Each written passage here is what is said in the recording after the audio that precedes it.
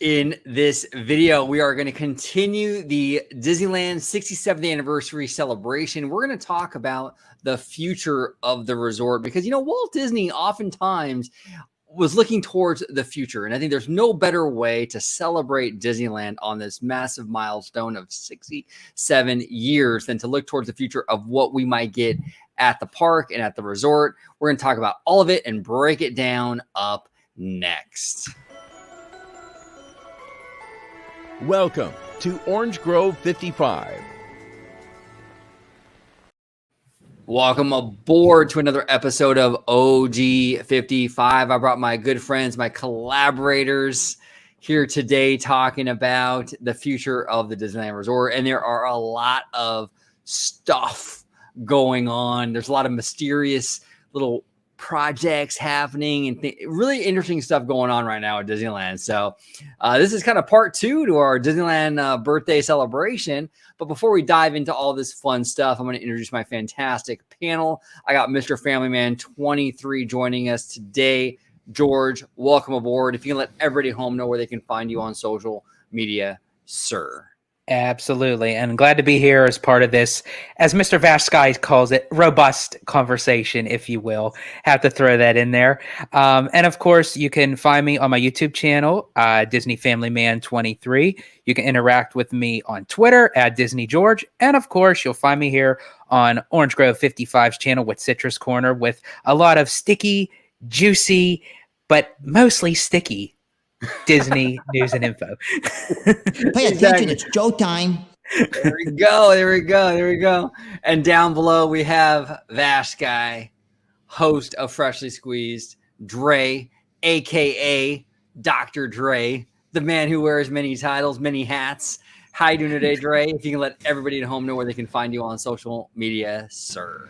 Hey, best place to interact with the doctor, right? It's going to be right down there at Vashkai, just like it's spelled down there. Just type that in the old Twitterverse, and I should be popping up there. And if you want to see me, well, it's going to be on the channel you're watching right now at Orange Grove 55 at Freshly Squeezed, your source for juicy news and info squeezed fresh right from the Grove. There you go. I think it's time to get into this. This is some really, really cool stuff. Impromptu, we were talking about it on the phone and we were like, you know what, we definitely got to share this with our viewers right here. So what a great way to celebrate the anniversary of Disneyland. This is fantastic. Absolutely fantastic. Absolutely a celebration of this park by talking about the future. I can't think of a better way to celebrate this amazing place than doing that. So let's go ahead and dive right in. Let's dive in. Let's start with this parking lot mystery project that's going on right now. Initially, I got to be honest with you guys, I kind of blew it off like, oh, okay, whatever. And the more and more that we kind of see with this thing, I'm like, okay, what's going on? So I'm going to go ahead and share your screen, Dr. Dre. Okay. And so this is Fresh Baked, our friends at Fresh Baked. Dave. Yep. David Fresh Baked. That's it. Now he Fresh has part of his update video goes into all of this, and I wanted to go ahead and play a little bit of that with the folks at home here. But first, before we get into that though, we heard a lot of stuff. So I think Imagineering on Twitter posted a photo right here saying heavy construction in the downtown Disney parking lot. All the trees are gone. They're starting to rip up the pavement. Right. So this is a very kind of interesting kind of thing here.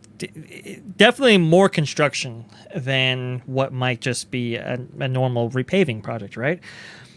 And then I think you had an update for us as far as the Disneyland app goes. Yes, I do.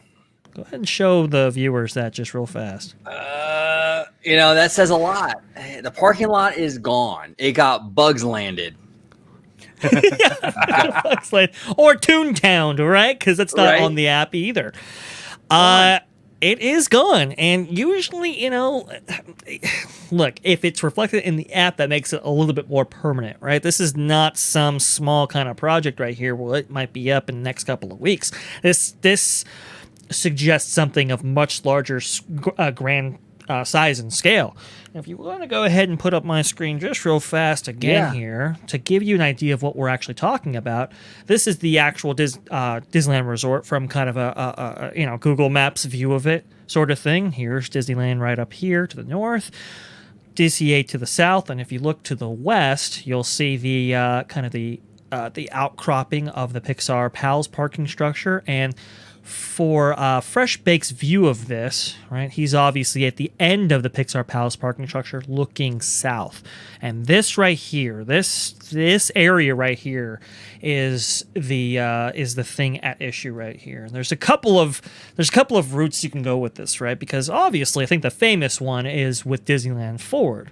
And if you look at the Disneyland Forward project, you'll see right here on this map right here, this particular section was, of most intrigue because Disneyland Forward suggests that they might be able to expand the borders of Disneyland out beyond maybe where like the Splash Mountain Critter Country area is and into this area right here, spilling over into this parking lot that's really been used as part of the, I believe it's been used as part of the Disneyland Hotel and a hotel complex parking, but also downtown Disney parking. Well, that's that right, as we know, right, is not available at this point. And it seems to suggest that, something of big scale is coming. Is this the Disneyland Forward portion of this, or the Disneyland portion of the Disneyland Forward project? Is this what we're seeing here? Well, and I think it's everybody. Yeah, go ahead. No, sorry. I was just going to say, and I think it's kind of interesting when you mentioned about the Splash Mountain Critter Country area, because we all know more so, Splash Mountain is going to go down to be open for 2024. But while they have that area kind of shut down and blocked off, could they then start the expansion process for a walkway to what this is supposed to be? And that's where I'm not saying it's going to be done in 2024. I highly doubt that, or even started in 2024. But sure. I don't know. I just have some high hopes that, especially with everything that's going on right now, even if you go on, as you had brought it up, Vash, right from the Disneyland Forward website, they still have those schematics as being part of Disneyland. Yep, and Disneyland Forward. That's where I am still leaning towards my hopes of it, though. From your lips, George, to God's ears, I really hope that's what it is. My gut tells me it's going to be downtown Disney expansion. Dre, if you can kind of go back to that Fresh Baked. Sure. Real quick. If you can see in the background over there, the ESPN zone, as well as Rainforest Cafe, it's very, very close proximity to this parking lot right here. 100%. My gut tells me it's going to be downtown Disney expansion. Now, the problem with that, though, and believe me, I want George to be right on this. I do not. I don't think we need more shops. In my opinion, I would much rather this area become an expansion of Disneyland. Oh no. OG, you can make more shops just as a part of the theme park. You do little shops right there with some attractions. No, I get you. There you go. Exactly. I hope it is more expansion for Disneyland. I just feel like because of the FBI probe with the Anaheim thing. And everything going on with that, and then the kind of the expedited kind of pace that this is moving in, like they're already digging stuff up. I think it's probably I don't think it's as innocuous as just they're repaving the parking lot, because I think that wouldn't warrant them removing it from the app. I think it's more than just a repaving project, but I don't think it's a theme park. That's why I'm kind of settling into downtown Disney. Again, I hope I'm wrong. I hope George is right. I want this so bad to be and actually, can I counter that if I may? Sure. That also part of Disneyland Forward, there was a section that they showed that was supposed to be a separate district for shopping and dining. It was kind of like off the property. It was like a little section. Right there. So I'm wondering that if they're still considering that, and then why make an expansion to Downtown Disney, when you're already going to have that? So it's going to be shops on top of shops. And, so for me, and as I said, I hope I'm right. And I respect your your thought process on OG, but I have to say, I hope you're wrong. I hope so too. But I want it to be a theme that park. would be such a, but yet I can understand how Disney can do that, because they're all about, bringing, more revenue in, and what better way to do that than with merchandise and food, but it would be such a letdown that just look at this scope, this picture right in front of us right now of how much potential that could be to expand out Disneyland. And I'm wanting, either one of your assessments to be right, especially George's. Nothing wrong with some more shops, OG, but I want George to be right here.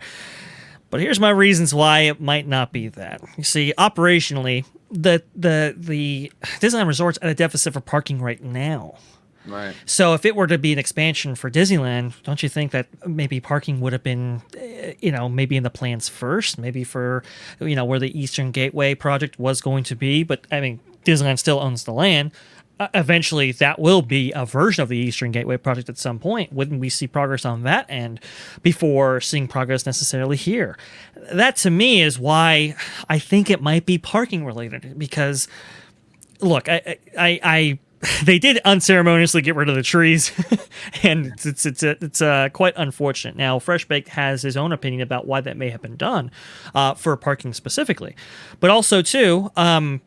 My kind of feeling was, hey, maybe they're putting in a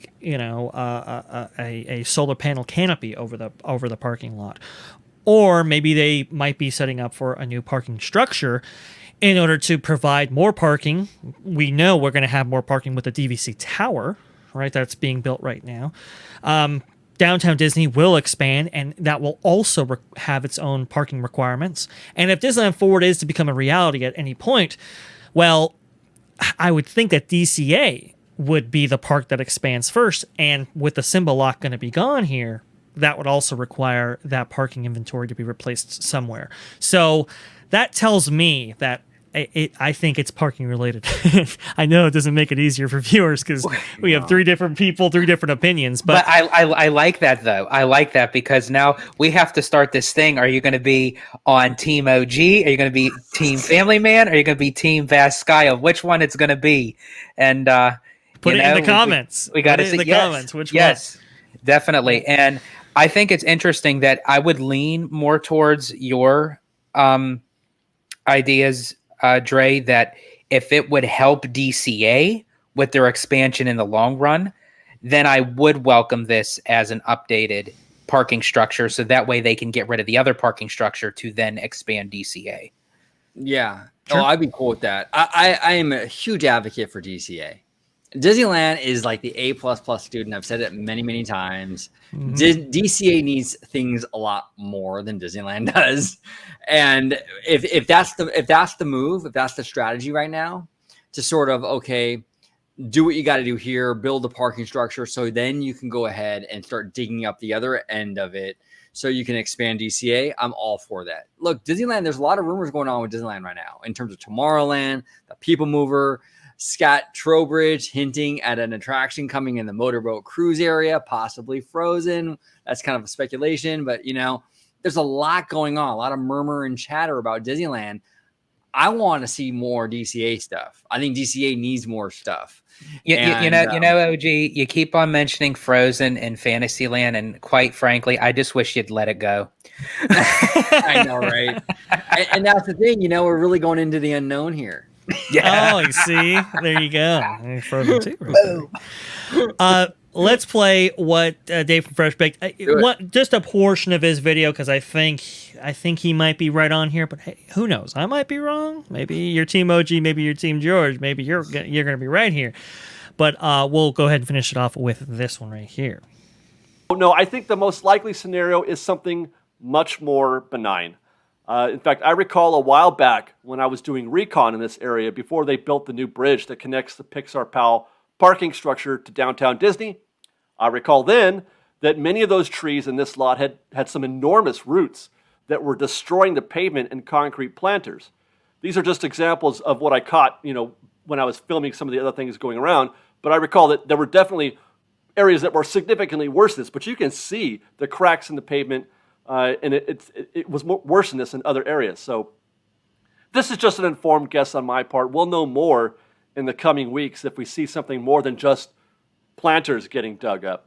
For example, the actual parking lot. They are going to have to dig up some concrete if they are truly replacing those trees. Some concrete will have to be dug up, but if we see the entire parking lot go, that's a sign of something else. And I do agree.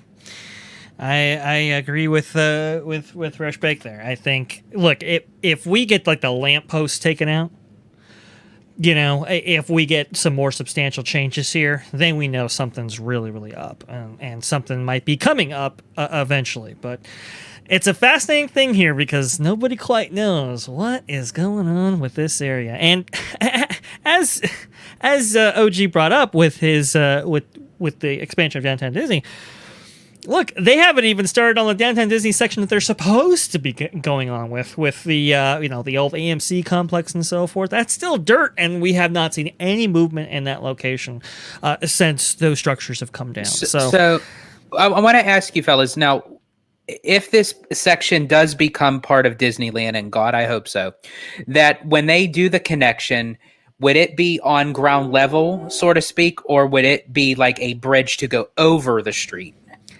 It's one of the unknowns there. I believe, OG, you're muted. Orange Grove, you're muted there.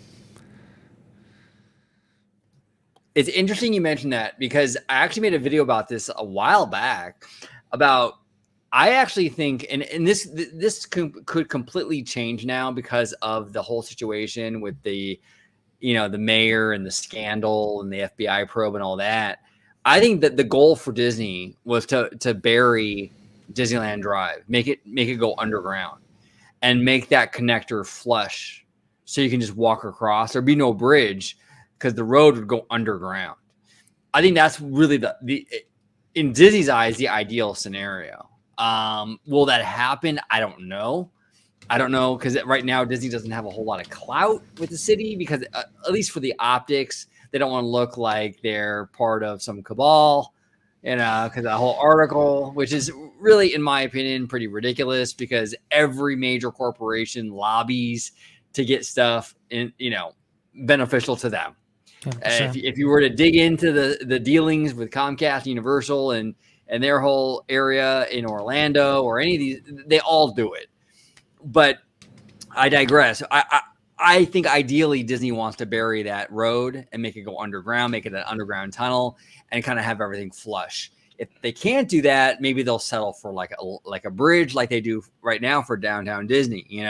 We'll have to wait and see. We'll have to kind of see how it all pans out. Because I think that's going to be quite interesting that you even mentioned Universal, because if you really think about what's coming for Universal Hollywood with Super Nintendo, that they're going to have a heavy competitor type of land there.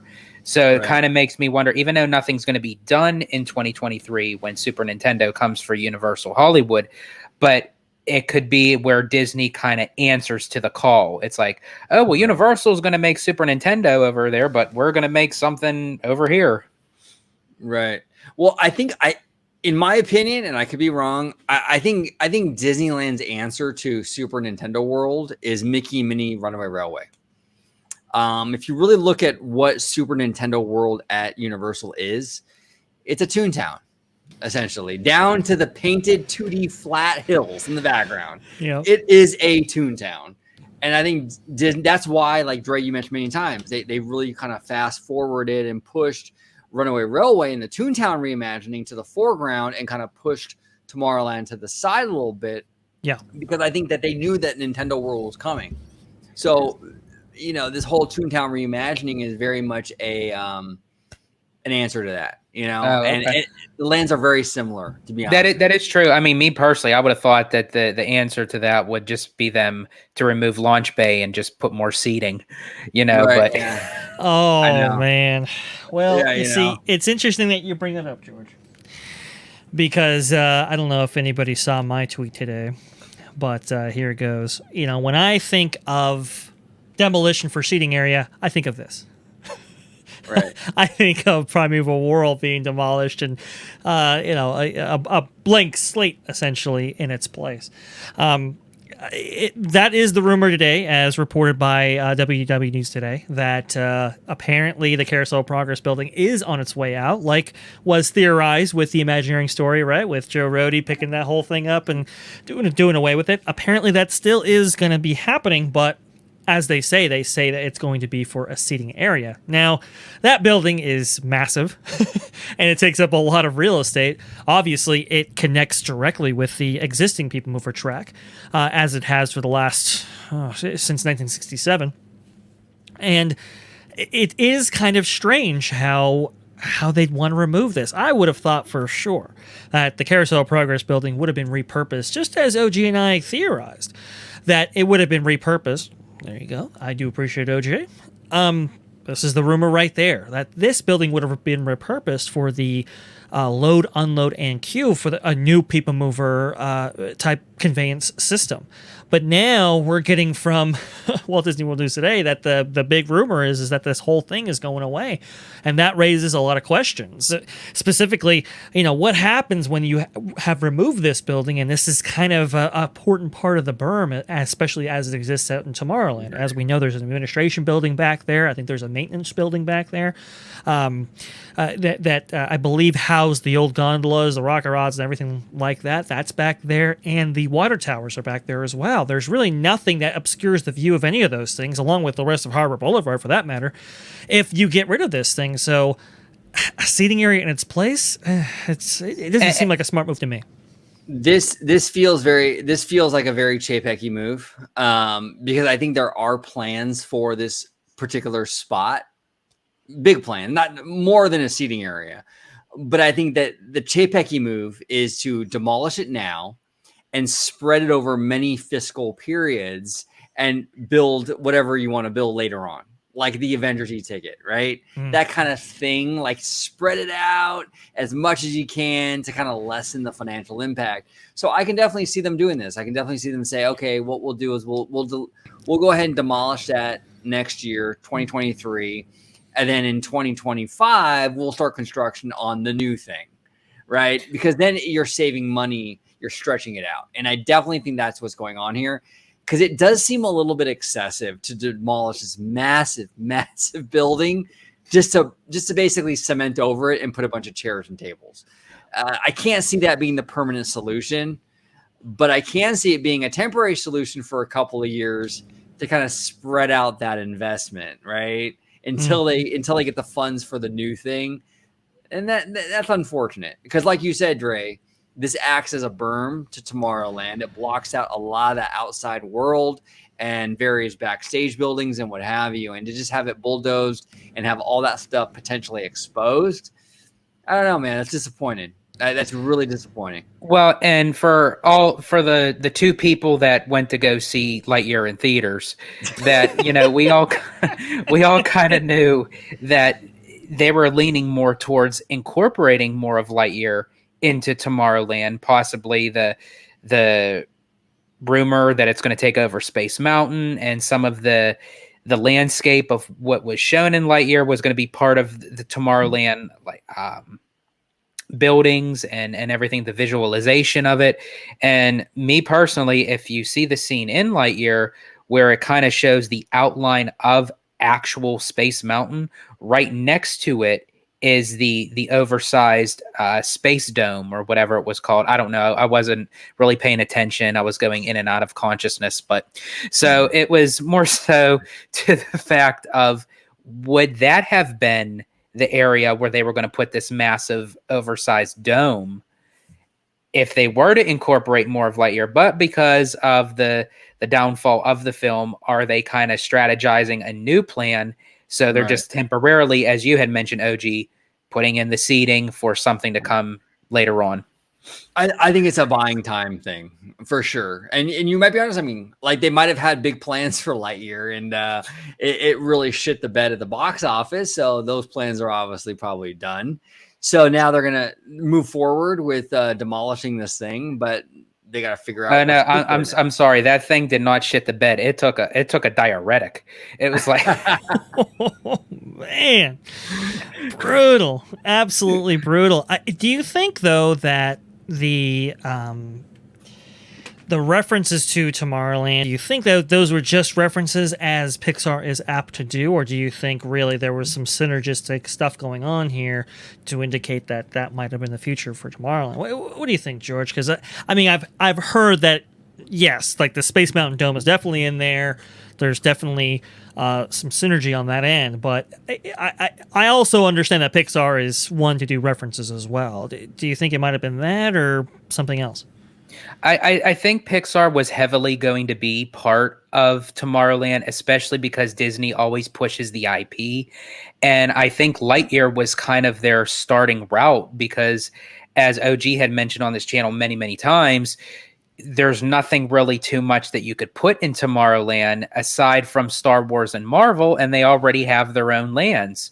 So what more really could you do? I mean, you could do Big Hero 6 and Wall-E, but they would probably be D-ticket attractions. You know, they were really anticipating on having Lightyear be like the forefront of what Tomorrowland can be. And I think because of what happened at the box office, now they kind of have to take another approach. But I think if they lean more towards less of the IP of Tomorrowland and make it more of just the synergy, as you had mentioned, Dre, where that Tokyo is kind of using, where it's just the visualization of the land itself, I think that would be a better approach for them. And to not really maybe push too much of the IPs and just kind of keep the attractions of where they are. And more so of now where Scott Trowbridge is focusing on is more north of that, where it connects into Fantasyland.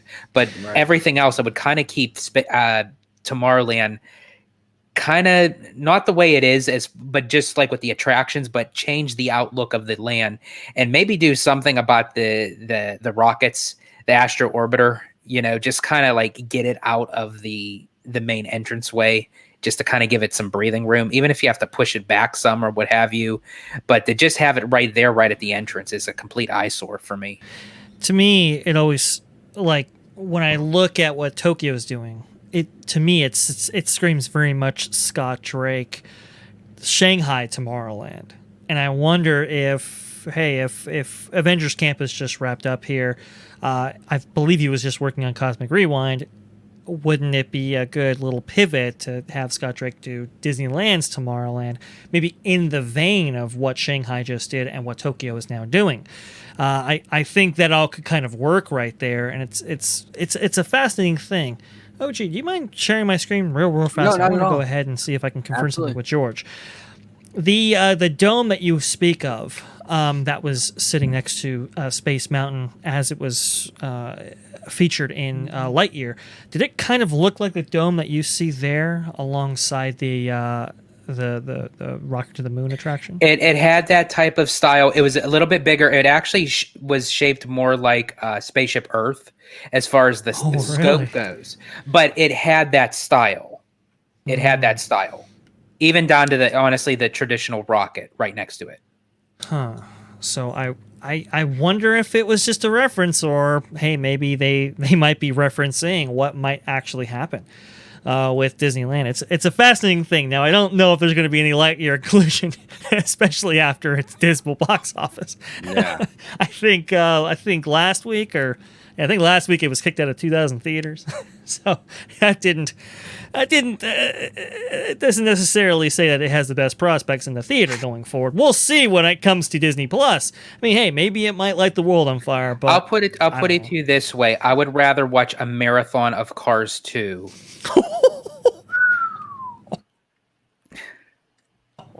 That was bad. Holy. That's bad. That is bad. Oh man.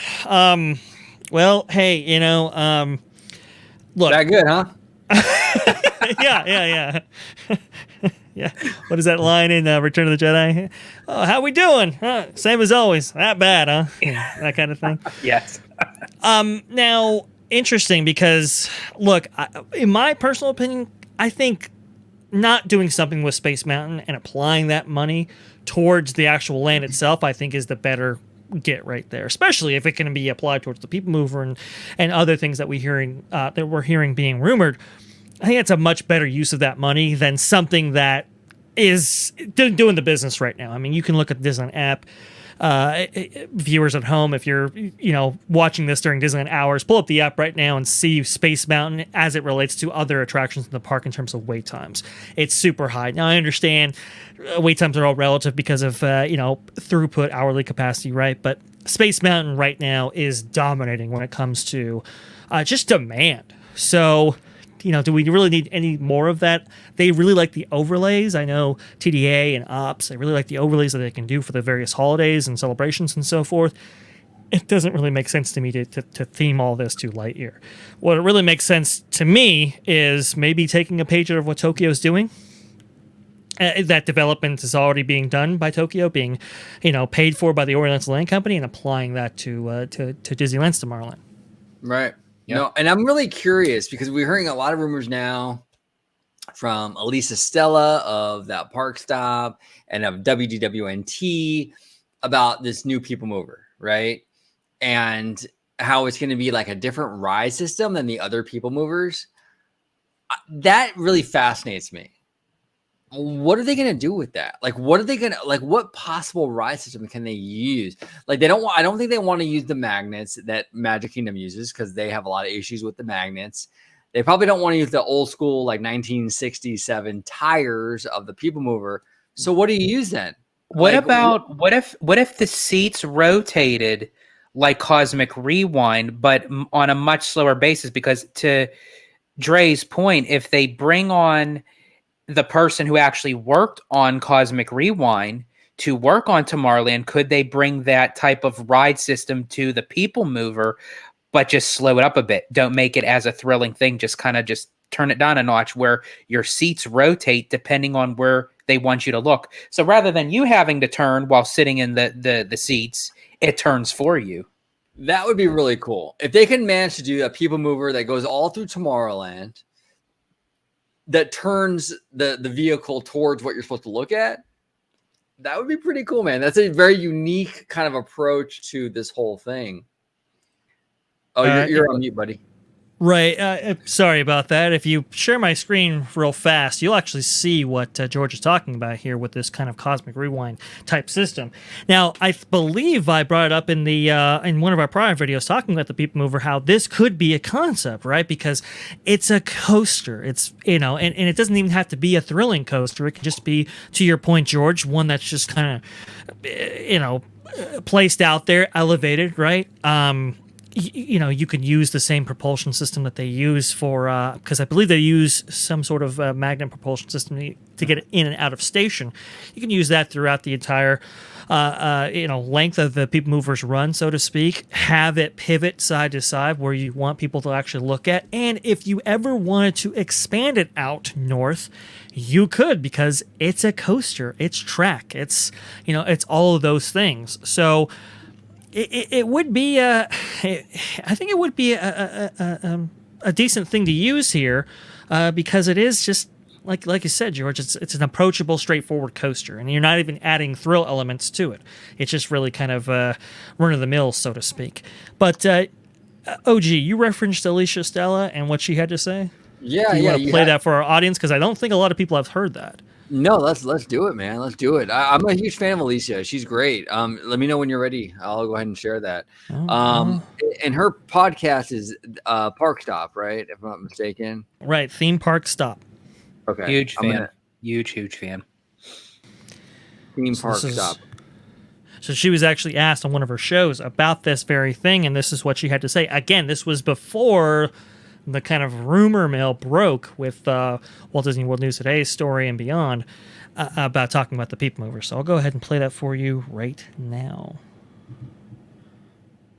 Robinson asked, and this is a good question, are there any rumors for the future of Disneyland's Tomorrowland? It's in a pretty sad state these days. I haven't heard anything. Have you heard anything about this?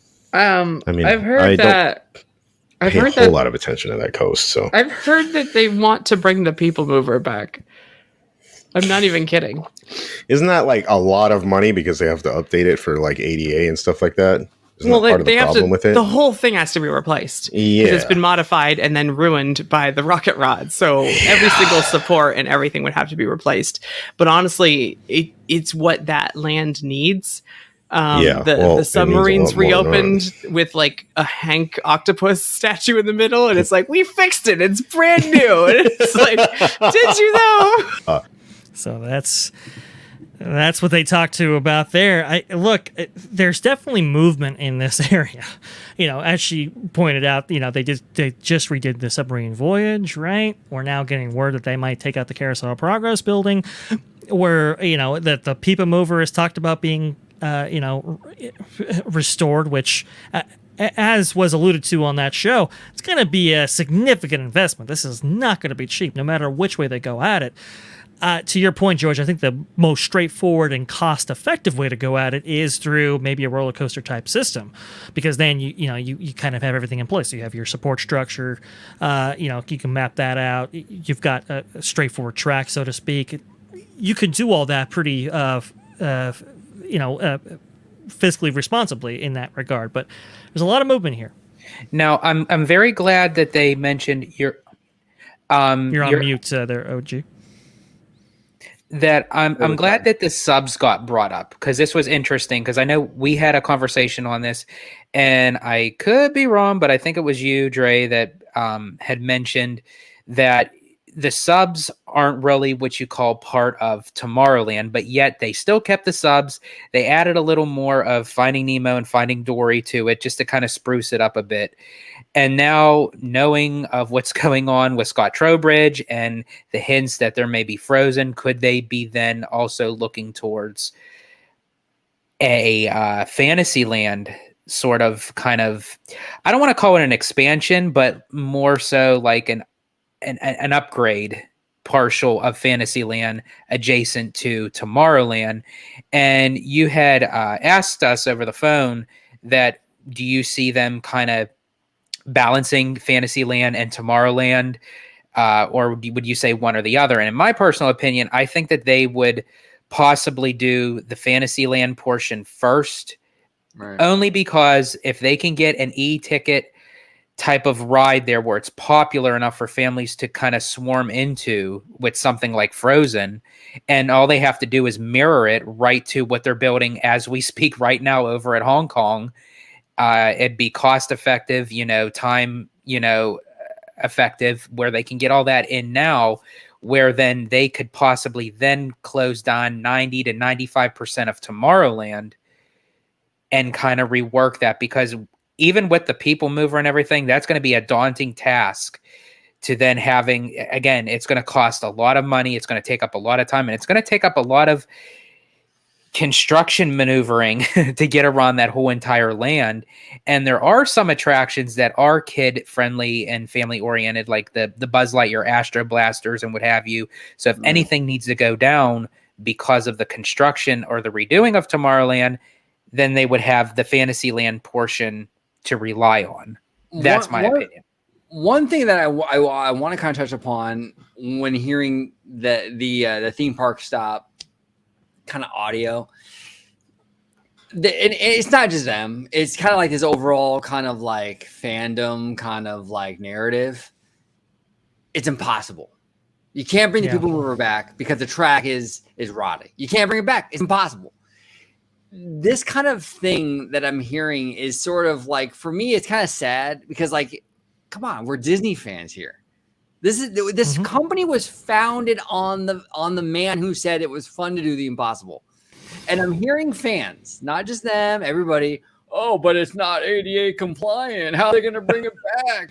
And you hear it from all these content creators and fans. Thanks, OG. You just made my new ringtone. But it's like, come on. What do you mean? How are they going to bring it back? You freaking bulldoze and you rebuild it. It's not.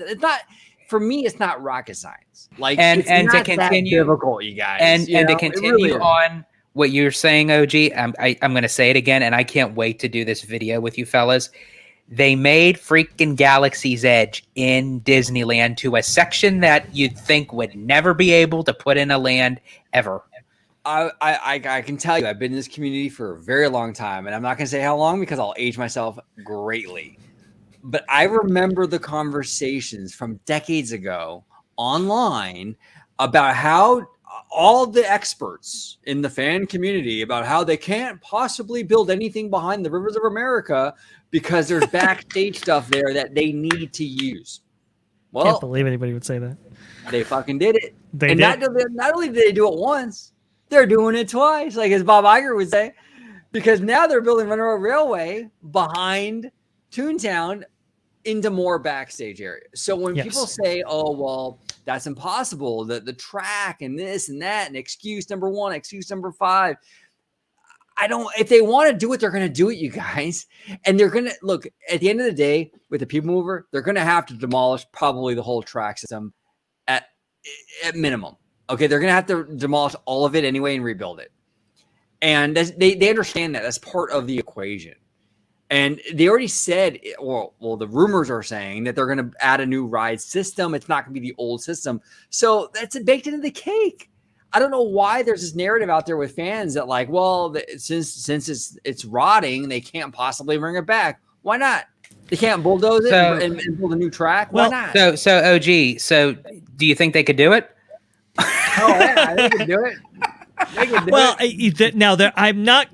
Look, this is not to say that there's not, issues that have to be overcome. People do bring up a good point that, look, the envelope of protection has changed, right? When back in People Movers Day, you were able to have a ride vehicle buttress up against a wall or something and have it be touchable by guests. Now you can't do that. California Code won't allow you to do that. And to overcome those issues and make those, expand those walls out, you would have to have significant amounts of investment to modify those buildings accordingly, and that would take them out of grandfather, with their kind of building practices and so forth. So there are significant challenges here. Don't get me wrong, there absolutely is, and that's why we haven't had anything on the platform for 22 years now. Yeah. From September of 2000, there are significant hurdles to overcome, but that doesn't mean that we can't overcome them. And honestly, and there were concepts for years about how to overcome them. Go ahead, George. And and if you go back to, there's a documentary that was on the History Channel. It was part of the Modern Marvel series. It was Modern Marvels for Walt Disney World, and I know we were talking about Disneyland, but just because of this conversation, Imagineer Kathy Mangum had discussed that in order for them to install Lights, Motors, Action Extreme Stunt Show, which is now Toy Story Land, that during the time that they were installing that arena, they had to maneuver because there was a Nile there, a water stream that was moving. They had to maneuver that and work around that, and they actually had to block off that stream of water and reroute it. And to her quote, she said, but we love doing that kind of stuff. We love the challenge of making the impossible possible. And that was back in 2005. Right. So, and of course, as OG had mentioned, it was founded on a person that when someone told him it couldn't be done, he made it done. He made it happen. No, if they want, look, and my thing has always been, if Disney wants to do something, they're going to figure out a way to look at the freaking Matterhorn. They said, what the hell is that going to look like right in between, smack dab between Fantasyland and Tomorrowland? Walt's like, nope, trust me, it'll work. Now try taking that sucker out. People would riot. I know. Whenever you have a lot of people about, oh, it's impossible, I zone it out because nothing's impossible. This is, the People Mover is basically just a platform, very easily replaceable. I mean, this stuff, look, I mean, it's not something that's going to cost. Disney has spent a lot more money in the past on lesser projects. This would be something that they could easily do if they wanted to do it. Now, is the interest and desire for corporate to do that? I don't know. But if they want to do it, they have the money to do it, and they have a lot of smart people within Imagineering that can handle rebuilding a People Mover through the land. I think that it's definitely something that is feasible if they wanted to do it. The question is, are they willing to do it? That's my only thing. Are they willing to do it? And that's yet to be seen, you know? Well, and here's my question to you fellas.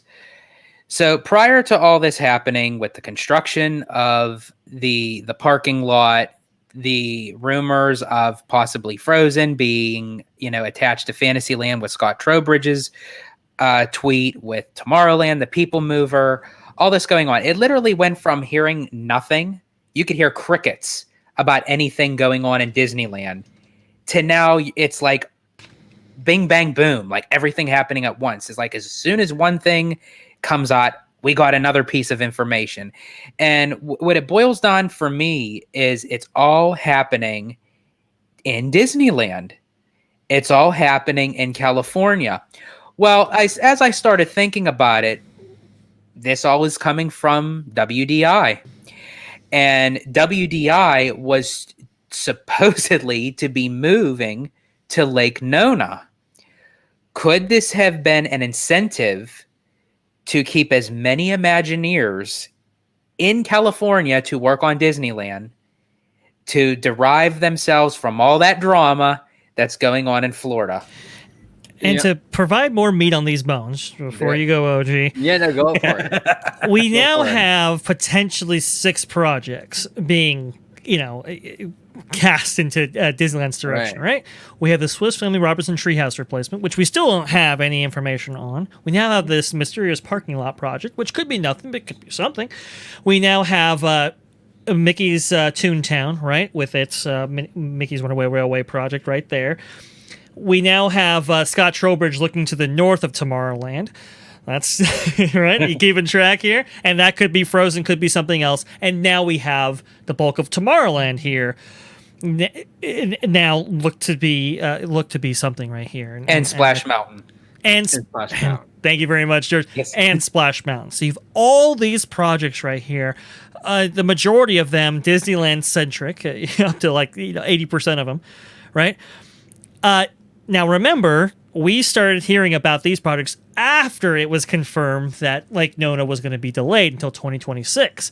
Well, if we even put up the timeline here, hey, maybe we know that Mickey and Minnie's Runaway Railway with the rest of Toontown is going to be opening in 2023.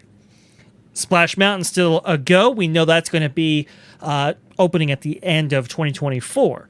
2025, what? Maybe Fantasyland, maybe Tomorrowland, and then 2026, that could be the other thing. And that all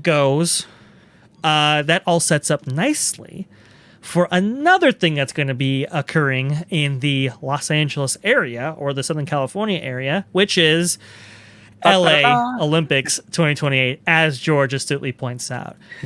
Something is definitely happening here, and it's happening here for a reason. And they're moving fast. Like they're not dawdling with anything. Like this is stuff that's it's almost like they have a specific time frame in their minds where they know when this stuff needs to be done, but we have yet to hear those announcements.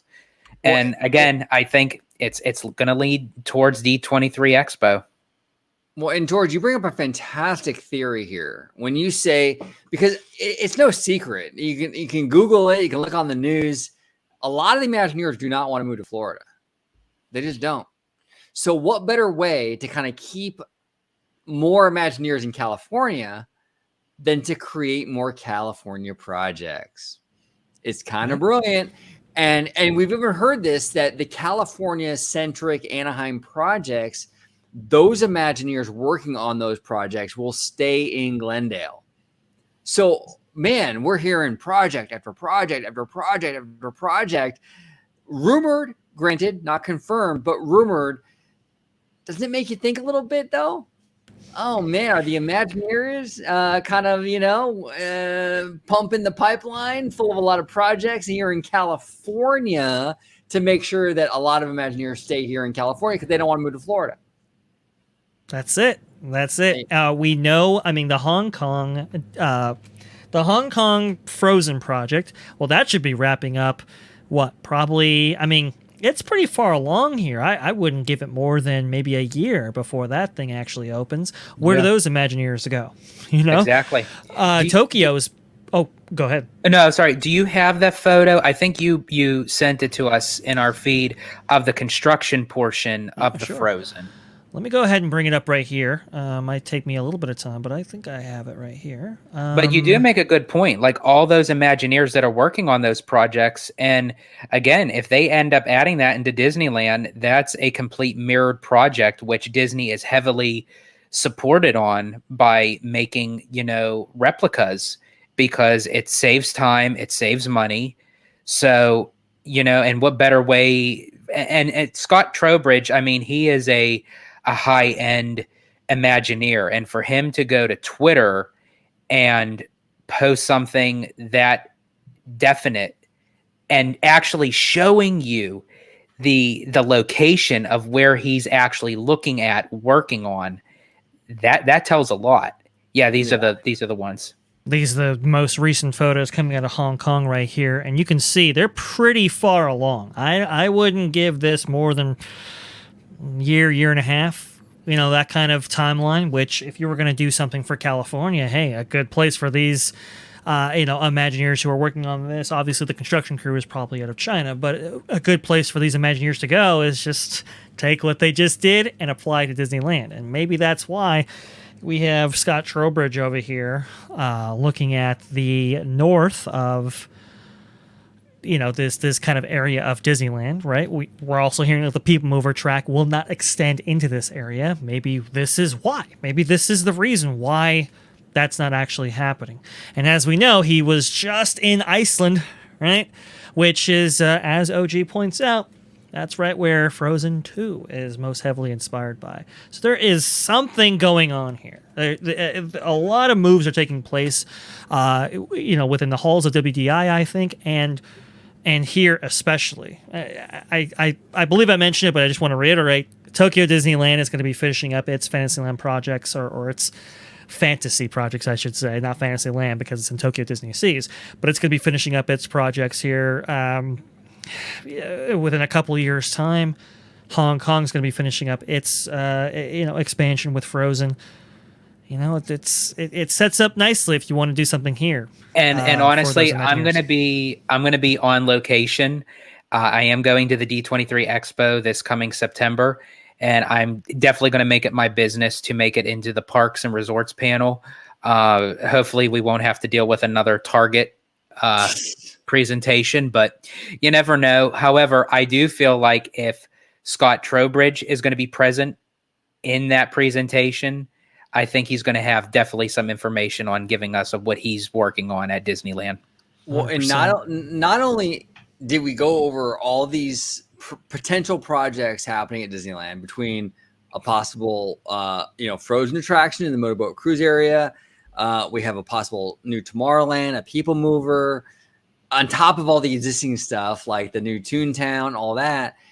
There was news just the other day about a new fireworks show coming in. Oh my goodness gracious. Almost forgot about this guy. Right? New nighttime spectacular, Wondrous, coming to Disneyland for Disney's 100th anniversary. So this is supposedly going to take place in January. It's called Codename Project Moonlight. The show will supposedly be named Wondrous. This fits the current naming convention with Harmonious at Epcot and Momentous at Hong Kong Disneyland. And it's going to take you through 100 years of Disney animation. Now, this could be an absolute gorgeous show. If they utilize projection mapping. I mean, you could have the whole show start off with projection mapping on Main Street and the castle, everything in black and white, and kind of go through the early stages of Disney animation in the black and white, the Steamboat Willie age, even throw some Oswald stuff in there. Oh, would love it. Kind of gradually go through like Silly Symphonies, Snow White, and work your way to like where we are now. Basically, this could be a fantastic show if done right.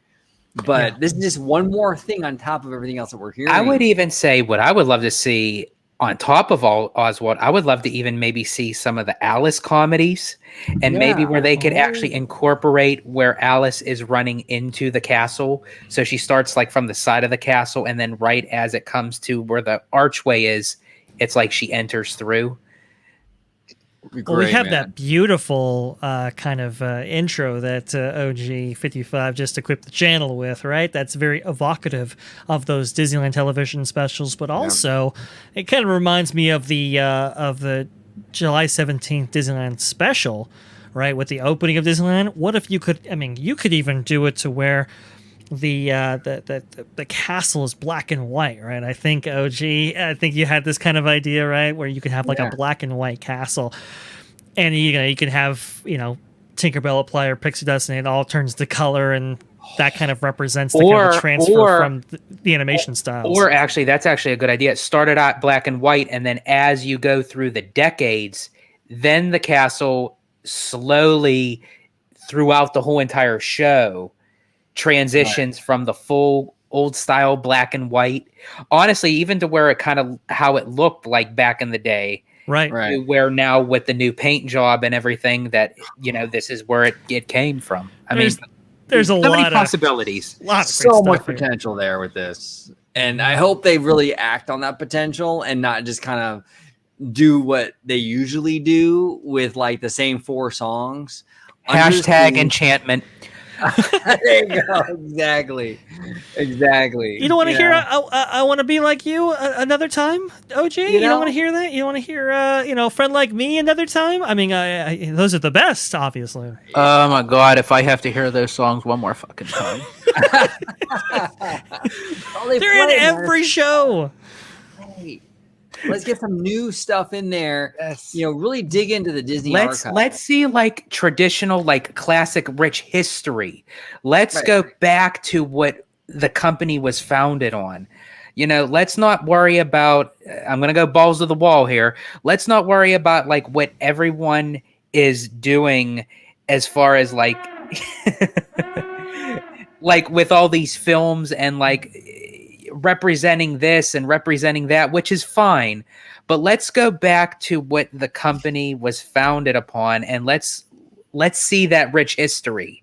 That's what I'm all about. That's what I want to see more out of Disney Plus. I want to see that the classic old style. I couldn't give 2 shits about that fucking NBA. And I don't care. But Bob Iger can. Bob Iger would. Bob Iger come on. Now his royalty. Yeah, His Majesty wants to buy the Phoenix Suns. I don't know if you guys have heard or not, but apparently that's what he's going. That's what he wants, right? Now, OG, as a question here, because you're the animation guy here. George, of course. I'm not gonna say that you're not, but OG, you actually, you were attempting to be an animator at one point. What IPs would you want to be featured as part of this wondrous here?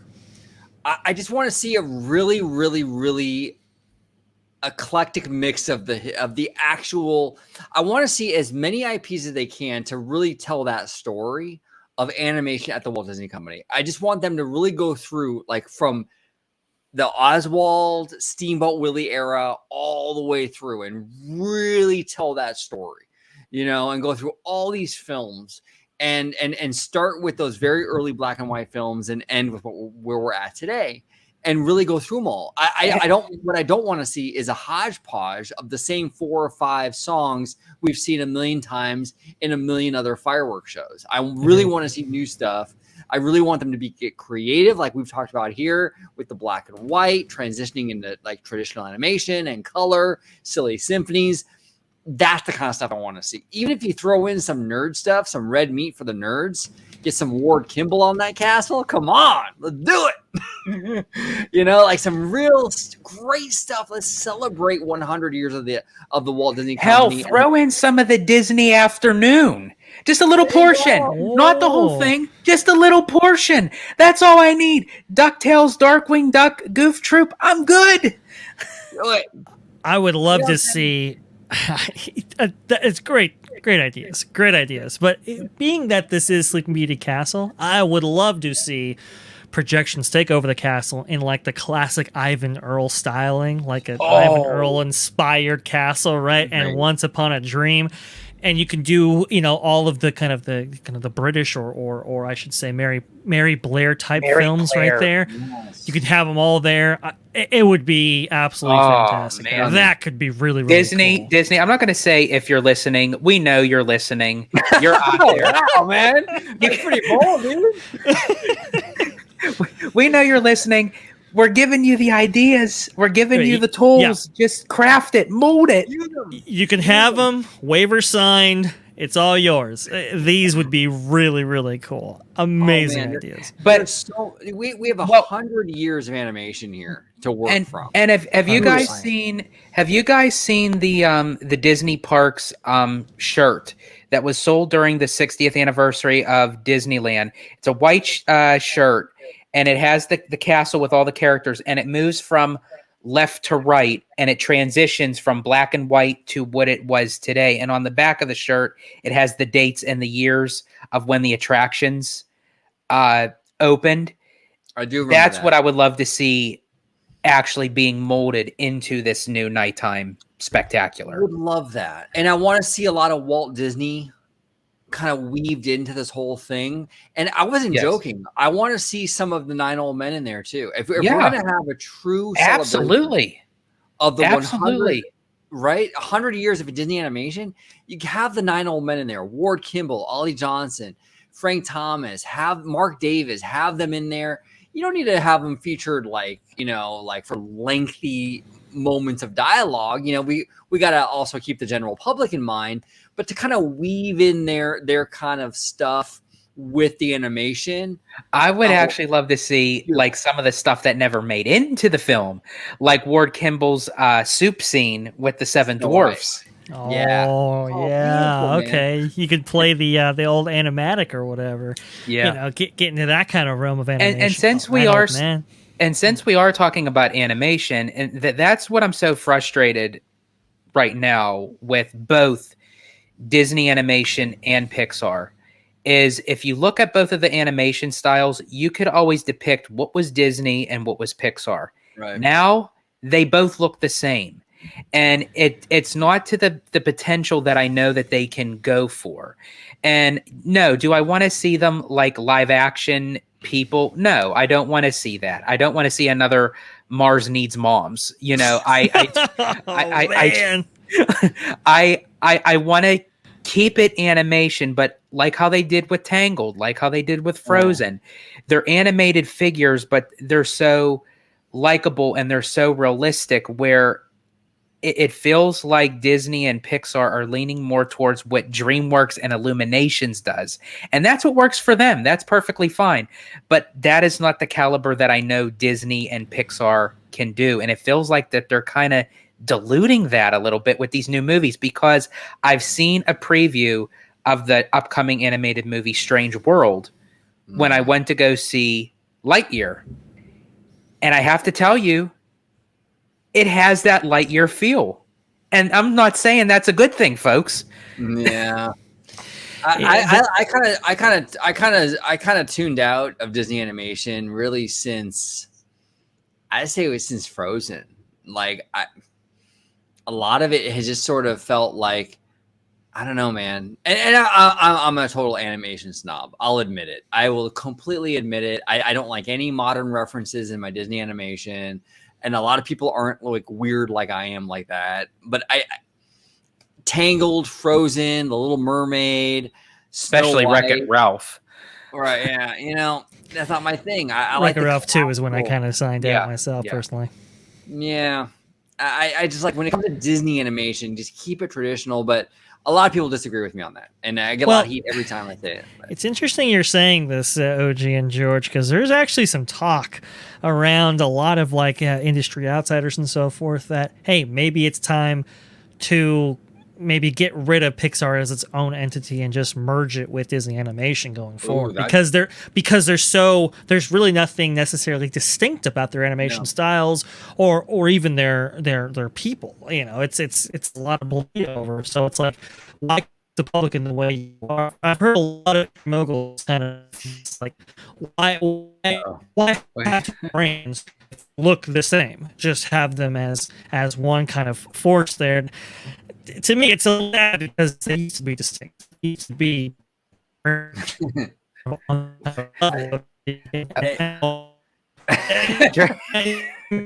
Dre. Dre, You're cutting out really bad. You're freezing up on us, buddy. I don't know. Sorry about that. You're good. Sorry, you're good. No, Now. you're You're fine. good Okay. now. No, we just wanted to catch you before. Yeah. Okay. Am I good now? Not yet. Yeah. Right. Not yet. Let me. OG, help me out with the editing here. Let me leave and come back in. Okay. Perfect. Yeah. Yeah. So it basically, I don't know. Like, you're right. I mean, the line between Disney and Pixar has really kind of blended too much together, where it essentially has become the same studio. It's like when you look at Pixar, beautiful films that they made with Up, and I mean, like movies that like tugged at your heartstrings, but yet was still entertaining. Right. And and that's where it felt like for me with Lightyear. It literally felt like what Lightyear really felt like to me was Galaxy's Edge. It's like you have the shell, but there was nothing inside of it. Right. There's no emotion. There's no feeling. There's no, yeah. And that's a problem. That's a real big problem. So when they tackle this fireworks show, they got to really tug on your heartstrings. They got to manage to keep the general public happy, but also reach out to us nerds. Give the nerds a little red meat. Give us some of that cool 9 old men stuff, and really go all out with it. I want to see something spectacular. This is 100 years of the Walt Disney Company. Come on. Yeah. You got to go. And it's like, out. if they want to add in, we don't talk about Bruno from Encanto. That's perfectly fine, but save it for the end. Save it for like that part of the generation. Like you can incorporate it, but like, I just don't want to see Encanto, Frozen, A Friend Like Me, I Want to Be Like You, and then that's it. It's no. No, Disney, look, we're celebrating 100 years. We're not celebrating the last 5 years. Yeah. I want to see 100 years represented. Obviously, realistically, you can't have every single film represented in a 20-minute fireworks show. I get that. But it should feel, though, like a really eclectic, really diverse mix of everything that we've seen from Disney in the last 100 years. It shouldn't feel like, the last 5 years greatest hits. Just Moana, Encanto, Coco. I want to see stuff from like back in the day. I want to see Steamboat Willie. I want to see Oswald. I want to see Sleeping Beauty and Peter Pan and Pocahontas and Lion King. And I really want to go through the history. Let me ask you this, and I'll even ask Dre this when he returns. And not to get too controversial, do you think that's why Disney kind of steers away from those older type movies because of the backlash that they've been getting with stereotypes and what have you? So Disney kind of steers away from that, and they just kind of keep what they're making today because they know it's a safe bet. They might be. I mean, it's kind of touch and go because I still see Peter Pan represented in a lot of these shows, even as recently as like Disneyland Forever. Peter Pan had a very prominent role in that show, and that's a very problematic movie. It's seen as a very problematic movie. So that's interesting, George. I do think there is a level though of like pushing certain IP because it's sort of hey, look at us, right? Yeah. I do think there is an element of that going on. So it's tough to say, but when you're going to make a history piece in the form of a fireworks show for 100, do your homework. Yes. Go through. You have a plethora of stuff in the vault, part of the research library. You have all that at your fingertips. Mm-hmm. Why not utilize it? It's there for a reason. Oh, 100%. This fireworks show could be incredible. Like we off the top of our heads, we just came off some crazy great stuff. Like, having everything projection mapped in like, black and white and transition into like color and hand-drawn animation. and then go into like CGI. Put me in that boardroom. Put us in that boardroom. We're good. Come on. I won't even. You know what? I don't even have to get paid. Just let me be in that room. I'll give you ideas. You don't have to pay me for them. I just want a great show. That's all I want. Yep. So we'll see. But George, you made a really, really fantastic point though, to kind of circle back to like Imagineering. There might be something going on here because we're hearing a flood of stuff about Disneyland. I mean, between the fireworks show and Tomorrowland and Runaway Railway and all this other stuff, is it a power play from Imagineering to keep as many people in California as possible by creating a lot of California-centric projects? I think you might be onto something. And I think Dre might be back with us. Vash, are you able to hear us, brother? I am. Are you able to hear me? You sound great, sir. You sound great. I really do apologize, guys. My internet cut out here, unfortunately, while we were recording. I have issues with our ISP over here. No, you're fine, brother. You're fine. We were just kind of talking about how we were kind of circling back to how George's point about all these projects at Disneyland. It seems like it might be indicative of like Imagineering sort of trying to flood the system full of projects that are very California focused to keep as many Imagineers here in California as possible. Between Wondrous and Tomorrowland and the People Mover and Runaway Railway and even like this possibly Frozen Dark ride that Scott Trowbridge was kind of hinting at, there's a lot of signs here that there's something afoot here. I mean, those are, and not even to mention Splash Mountain. I mean, these are a lot of projects for a company that's still kind of trying to dig its way out of the pandemic. I mean, this is crazy. It really Absolutely is crazy. I do very much agree. What I was going to say about the conversation we were having a little while ago about the animation between Pixar and Disney. I wanted to go ahead and include this because a lot of this is going on right now. A lot of people in the industry feel that because Disney and Pixar aren't independently represented in terms of their animation styles and in their even the kind of films they make and so forth, that they should really kind of do away with Pixar and just merge the two animation studios together.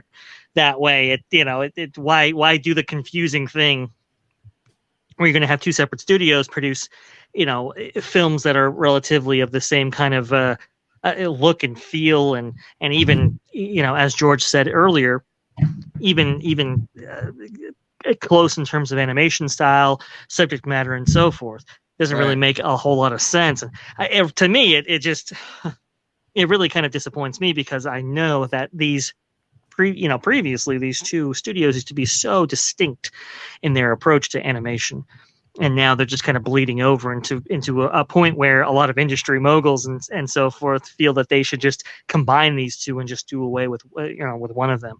It is really, really unfortunate that they would go down that route. But to your point, OG, about the subject we're talking about right now, I do agree with you. Something is definitely in the water here. Something is definitely moving towards the direction of Disneyland getting all kinds of investments, all kinds of improvements. 6 different projects spread out, maybe over 5-6 years or whatever. Something is definitely happening here. It's definitely happening for a reason. No, 100%. And, look, we can't take every rumor as absolute fact. We might get to D23 and none of this stuff gets announced. It's very possible, but just the seating. Just the seating. Well, they're definitely. I feel like it's definitely when it comes to like following this stuff. I feel like whenever there's a lot of smoke, there's usually fire. Yeah. So I'm much more excited for this expo than I was like maybe 3 or 4 months ago, to be honest with you, because like usually the expo is the Walt Disney World show. Yeah. Like really, unless there's like a joint project like Galaxy's Edge or Star Tours, The Adventures Continue, Disneyland doesn't really get a lot. My prediction is, I agree with you, OG. This is definitely going to be the Disneyland show when it comes to the parks and resorts panel.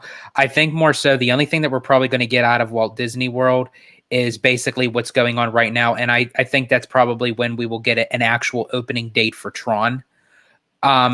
other than that, I think that's just enough just to make the Walt Disney World fans satisfied, because I think they even know, even with being Florida locals, of everything that was going on between Reedy Creek and Lake Nona and the moving of the Imagineers. They're going to know automatically the spotlight is on Disneyland.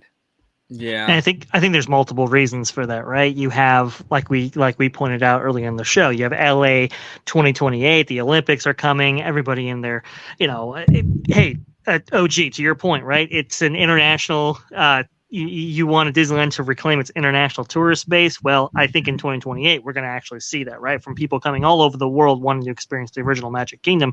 I think it's absolutely going to be a thing. And for that, I think they would want, the park looking at its best, so to speak, with new attractions, new additions, and with a bunch of capacity to boot. You're looking at Lake Nona and how people do not want to move out to Florida if they can have more Disneyland-centric projects in the pipeline. Maybe that goes away here. George, you were about to say something? Oh, no, I was just going to say, actually, to your point, what you were mentioning, Vash, is with international travel for the 2028 Olympics, where you're going to have a slew full of people coming in.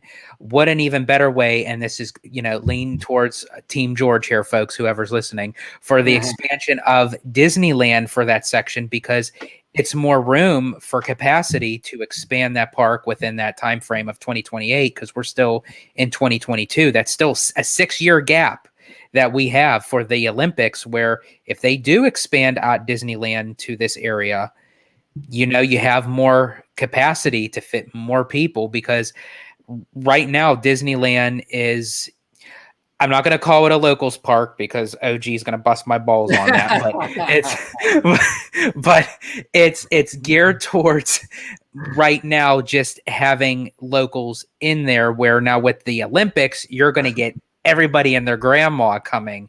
So, Right. They're going to have more people than what they're usually used to. And what better way to do that than to expand Disneyland Park? 100%. And I think we lost Vash. Yep. Well, I was about to close it out. We'll kind of start the closing out process. And if he doesn't come back, I'll close it out for him, like for on his end. Okay. And kind of share his social media or what have you, because he is having. Oh, here he comes. Maybe not. Oh, we got the circle of. There we go. Nope. He tried. He's having some technical difficulties, which is okay. It happens. I've had it. Oh, here he is. Sorry. I am so sorry about technical issues. I think there's a storm actually, and that's why all this is kind of going, up in smoke, as we say. I really do apologize, guys. It's actually it's somewhat coming back into. Okay. So we're still having problems here. Yeah. And leave you guys. You look like you're Wreck-It Ralph with a virus. It's like. Well, you still hear me? No, I think we. No, you're completely out, brother. Okay, well, we'll close it out, and then what I'll do is I'll go ahead and I'll kind of close it out. Well, let's see. Hold on one sec. Hear me? Are you, Dre? Yeah. Yeah. I think we lost him, but George, if you can go ahead and let everybody home know where they can find you on social media, sir. Absolutely. You can find me on my YouTube channel, Disney Family Man 23. If you want to interact with me on Twitter at Disney George. And of course, you could always find me on Orange Grove 55 with Citrus Corner, with a little sweet, a little juicy, but mostly sticky Disney news and info. And please, everything that we discussed today, folks, from the parks, from the animation, with everything that's going on with Disneyland going on right now, what this could potentially become leading up to the D23 Expo. What are your predictions? What are your thoughts? What are your opinions? What do you think is going to happen with any of this? And we really also want to know, are you Team Vash Sky? Are you Team Disney Family Man 23? Or are you Team Orange Grove 55 with all that open area of what it's going to become? Is it going to be an expansion of Disneyland Park? Is it going to be an expansion of Downtown Disney? Or is it going to be an updated version of what they already have is as a parking lot, but that could potentially lead into a DCA expansion? A lot's going on here, folks. We want to hear from you. Comment down below, like, subscribe, do it all, folks, because guess what? We're going to be on top of this, and this is just the tip of the iceberg. Show some class. Like, subscribe. If you guys watch Christian Harloff, you know exactly what I'm talking about when it comes to show some class. He that's his moniker. It's fucking hilarious. I love it. Absolutely love it. So Mr. Vash Guy is having some issues with his internet. So I'm gonna kind of close it out for Dre. You can find him on Twitter at Vash Sky for very robust conversation, like Christine Waistlines McCarthy, right? So very robust conversation. And if you want to see him, you can see him, except right now, but if you want to see in the future, you can see him here at OG55 at Freshly Squeezed. He has his own show here on OG55 called Freshly Squeezed, your source for juicy news and info, squeezed fresh, right from the Grove. So that's where you can find him. So again, you can find him here and you can find him there. So check him out because he is fantastic. We absolutely love Dre. He is, man, this channel would not be the same without that guy, as well as you, George. You guys are the pillars that hold this whole operation up. So I love both of you guys. Seriously. Thank you, good sir. And especially got to give it to you, OG, because I mean, neither one of us would be a part of it if it wasn't for you. You know, you established this platform, you made it to be what it is. And I know the three of us make a really good dynamic team. We absolutely do. We absolutely do. And I also want to close out by saying, Disneyland, I want to wish you a very, very, very happy 67th birthday. We love you. Here's to the next 67 years. Big things happening. Big things. So thank you, everybody, for watching. Comment down below. And as always, have a wonderful, wonderful day.